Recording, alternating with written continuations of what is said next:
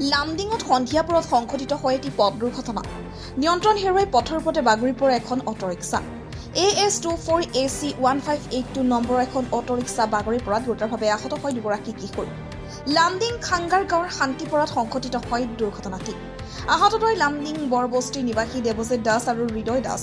গুৰুতৰভাৱে আঘাতপ্ৰাপ্ত দুয়োকে ৰাইজে উদ্ধাৰ কৰি ততাতৈয়াকৈ লামডিং অসামৰিক চিকিৎসালয়ত ভৰ্তি কৰা হয়। লামডিঙৰ পৰা সুজিত চৰকাৰৰ প্ৰতিবেদন, বিগ নিউজ।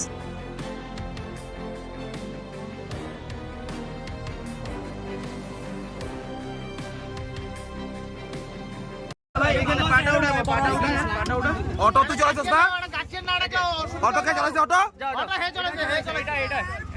আরে তোর মারে আনতাছে, তুই যা, তোর মারে আনতাছে। ডিবিএস এর সামনে শান্তিপাড়া দুইটা ছেলে অটো অ্যাক্সিডেন্ট করে রয়েছিল। তখন আমি যাই উঠে আইনা হসপিটাল ভর্তি করলাম।